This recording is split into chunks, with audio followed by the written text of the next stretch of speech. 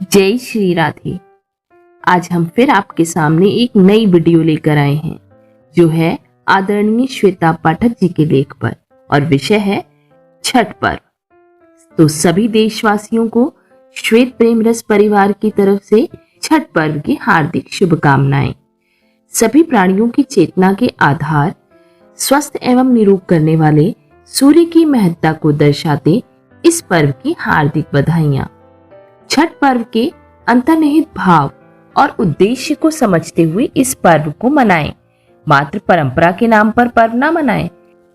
हमारे ऋषियों ने जिस उद्देश्य और महत्ता को प्रतिपादित करते हुए किसी भी पर्व या त्योहार को मनाने का प्रावधान किया है, उसको जरूर अपनाएं।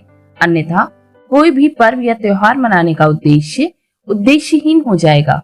सर्व पर्व लक्ष्य एक, गोविंद राधे, जग से हटा के मन हरि में लगा दे। छठ पर्व की परंपरा में बहुत ही गहरा विज्ञान छिपा हुआ है।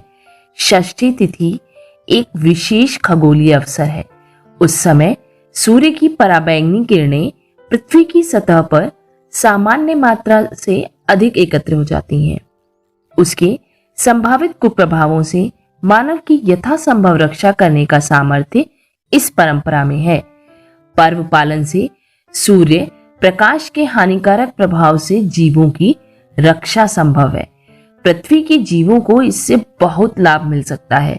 सूर्य के प्रकाश के साथ उसकी पराबैंगनी किरण भी चंद्रमा और पृथ्वी पर आती है।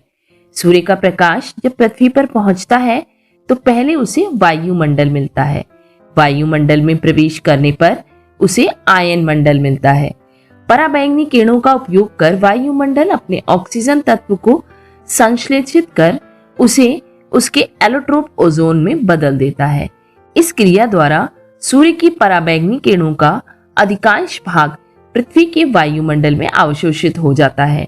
पृथ्वी की सतह पर केवल उसका नगण्य भाग ही पहुंच पाता है।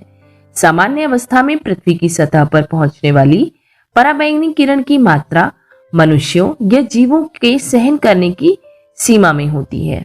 अतः सामान्य अवस्था में मनुष्यों पर उसका कोई विशेष हानिकारक प्रभाव नहीं पड़ता, बल्कि उस धूप द्वारा हानिकारक कीटाणु मर जाते हैं, जिससे मनुष्य या जीवन को लाभ ही होता है।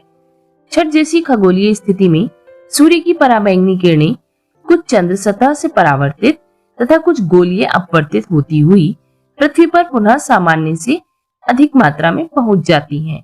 वायुमंडल के स्तरों से आवर्तित होती हुई सूर्यास्त तथा सूर्योदय को यह और भी सघन हो जाती है।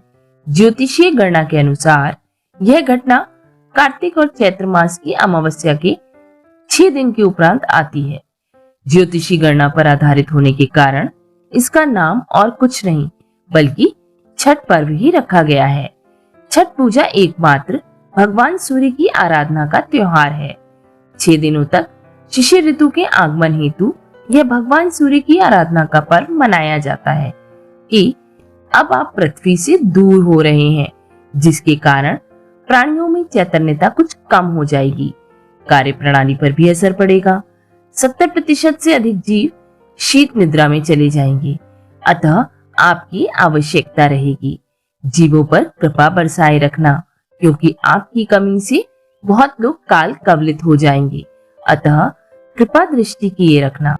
लेकिन उन 6 दिनों को लोगों ने मानवीकरण करके छठी मैया बना दिया और फिर शुरू हुआ अन्य लोगों का तांडव, जो इसके नाम पर बहुत भय और कहानी बना बनाकर तत्व ज्ञान से विमुख जीवों को बरगलाने लगे, ताकि उनका व्यापार उसी प्रकार बढ़े कि अगर यह वस्तु नहीं चढ़ाई छठी मैया को तो पति या बेटा मर जाएगा, छठी मैया नाग बनकर काट लेंगी, इत्यादि इत्यादि।